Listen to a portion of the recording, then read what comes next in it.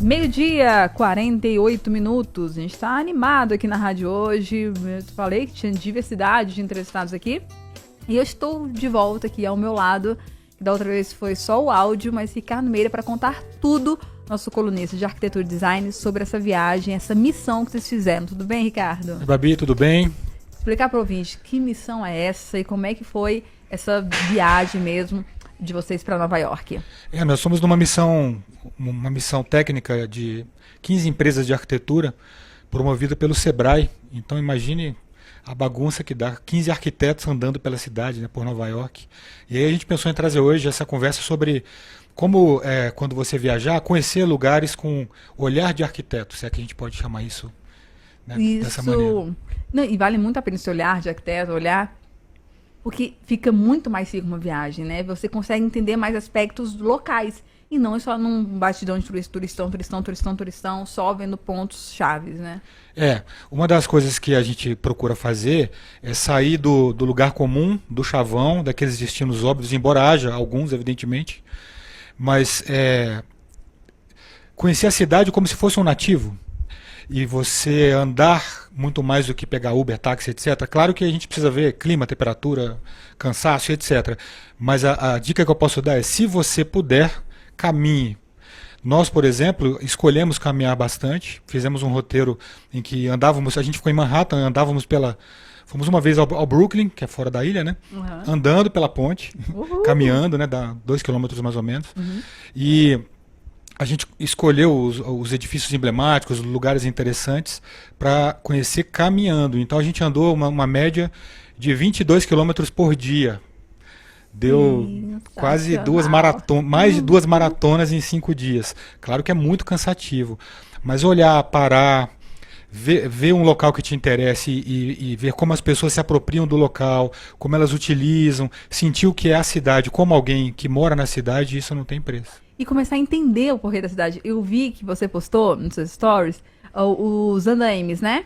Os andaimes. Você sabe a história do andaime? Não. Eu descobri por um acaso, assistindo um documentário. Eu acho que estava achando estranho, porque já porque uma cidade bonita dessa tem tanto andaime.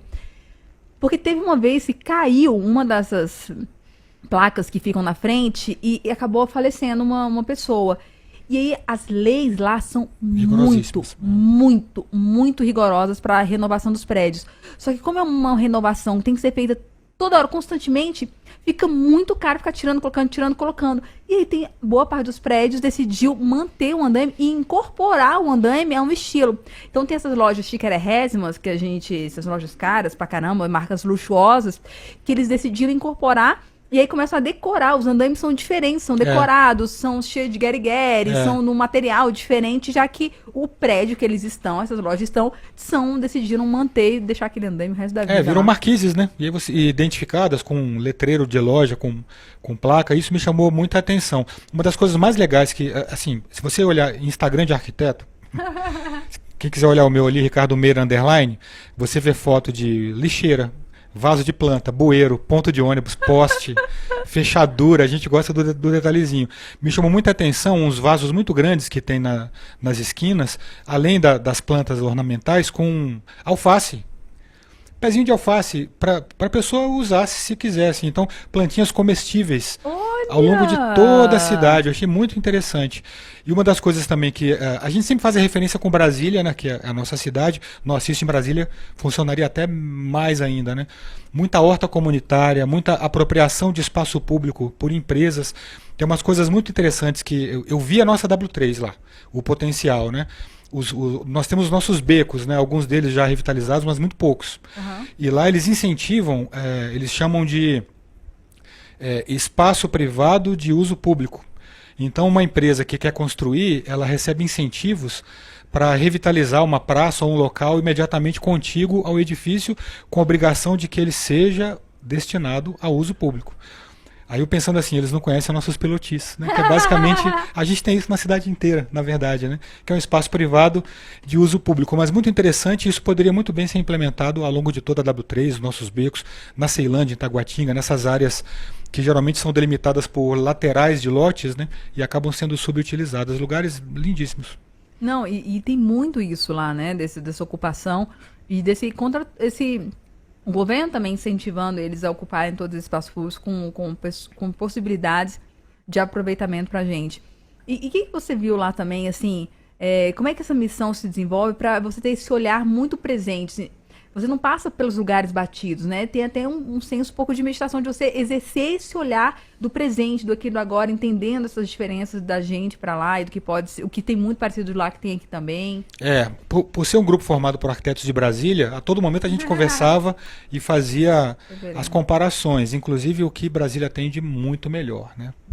Muito melhor, como por exemplo, como a gente é tratado assim nos lugares, nas lojas, os atendentes. E é muito curioso e é bom a gente dar valor quando a gente viajar para dar valor ao que a gente tem, né? É uma cidade fascinante, eu não conhecia. Parecia que todo lugar que eu olhava era um cenário de filme, porque era mesmo, né? Provavelmente. E eu que sou um cinéfilo, e nem todo mundo ali era, né? A gente foi andar ali pela Little Italy. Acho que eu até já te falei, meu filme preferido é O Poderoso Chefão, né? A gente foi lá onde foi gravado, onde era a loja lá do Don Corleone, eu me emocionei e tudo, e eu fiquei meio que guia cinematográfico das locações lá. Mas o que me chama a atenção? A gente chegou no Brasil, fomos tomar um café no aeroporto de São Paulo, e todo mundo, sem combinar, falou assim, cara, que diferença de tratamento. A pessoa, 6 da manhã, sorrindo, bem-humorada, alegre. Eu acho que o brasileiro precisa, muitas vezes, ir para fora para valorizar o que tem aqui dentro, né? E como nós somos gente boa, viu?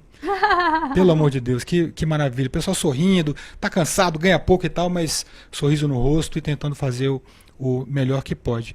Mas, sem dúvida, é um passeio fantástico e coisas que a gente procurava olhar, e aí uma dica até para quem vai viajar, seja para fora ou para outra cidade, é se atentar muito aos detalhes e se preocupar com a história do lugar, porque às vezes um local inusitado te traz uma história muito interessante. Então, celularzinho na mão, fotografa um prédio. Hoje em dia você pode pegar a foto, colocar no Google e ele te dá a descrição, né? E você vai encontrar coisas muito interessantes. A gente foi lá conhecer o Sorro, e aí a gente estava na esquina, falou, cara, que prédio bacana, tirei foto, e aí o pessoal comentou que era o primeiro edifício transformado em loft, que era uma área industrial, que foi utilizada, ela era muito decadente e acabou sendo reapropriada e ressignificada para uso residencial, que é o grande problema de Nova York, é a habitação. Tudo muito caro e pouca oferta.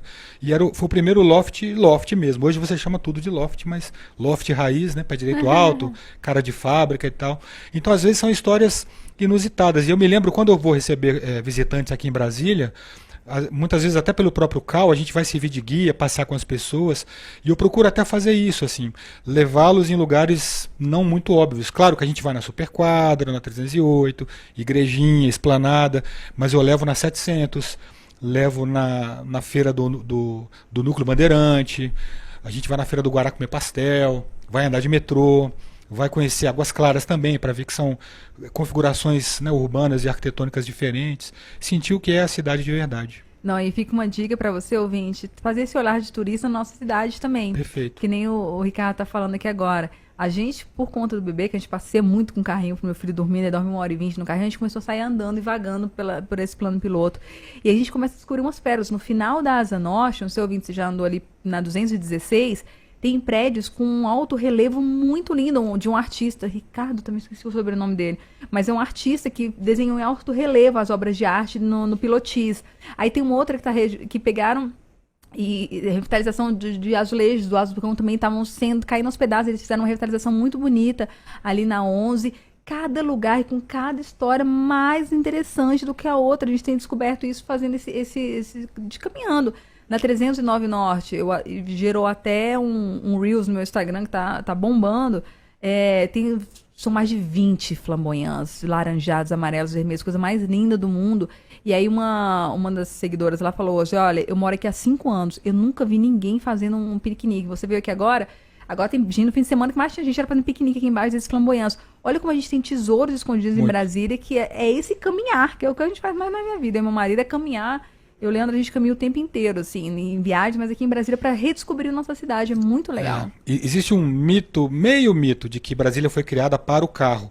Claro que era uma cultura rodoviarista, anos 50 e tudo. Mas quando o Lúcio Costa desenhou a cidade, naquele sonho utópico dele, ele realmente acreditava que as unidades de vizinhança, formadas por 4 quadras, mais clube, igreja, cinema e etc., né, só foi feita uma completa, as pessoas iriam andar muito a pé por ali, porque ela teria a população de uma cidade de interior, né? Mais ou menos 20 mil habitantes, e tudo a menos de 1 quilômetro de distância.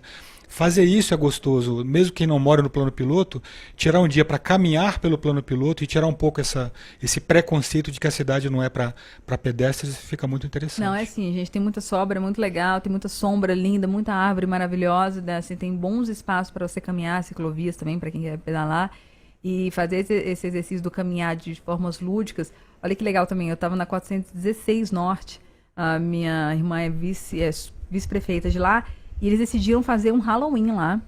E no lugar de colocar, então a gente pega um ponto onde as crianças vão bater, não, e não vão fazer as crianças andarem na quadra. Vamos fazer esse exercício também das crianças ficarem andando, descobrindo. E era isso, aí tinha os apartamentos que tinham mapas e botar as crianças para também fazer esse caminhar na quadra, descobrir os diferentes blocos, para as crianças aprenderem a se localizar também dentro dos blocos, onde é que fica o bloco M, onde é que fica o bloco P, como eles se relacionam. Foi um exercício muito interessante que eu gostei que eles fizeram e foi muito divertido também, obviamente. E aí é bom até para cair um outro mito, de que Brasília é tudo igual, não sei identificar um prédio do outro, ande a pé. Que aí a velocidade do caminhar, né? Tem até um verbo bonito para isso, né? Que é flanar. Né? Do flaner francês, né? Caminhar, flanar pela cidade é a melhor maneira de você conhecê-la de verdade. E agora tem um outro exercício. Essas conversas do Ricardo rende, a gente viaja pra caramba. Mas eu era do turismo, tem um exercício que é um grupo francês, e vários grupos no mundo fazem isso. Eles pegam um mapa, olha que viagem, gente. Eles pegam um mapa de uma outra cidade, então eles vêm pra Brasília, aí pegam um mapa de Washington, e aí ficam colocando, sobrepondo os mapas, tentando chegar de um lugar para um outro, de lugares turísticos só de Washington, em Brasília, para descobrir caminhos, rolês aleatórios, caminhos diferentes, e nesse percurso descobrir coisas interessantes. Você pegar um mapa de outra cidade e tentar andar nele em uma outra, para poder descobrir, assim, coisas que normalmente estão invisíveis aos olhos, ao tradicional, ao normal. Gostei, acho muito gostei legal. da sugestão, vamos tentar. Né? Vamos fazer essas loucuras. Vamos lá. Gente, Ricardo, mais uma vez, muito obrigado. Valeu por trazer tantos insights pra gente dessa área como um todo e dessas experiências arquitetônicas que a gente pode trazer pra nossa vida. Valeu. Obrigado. Até a próxima.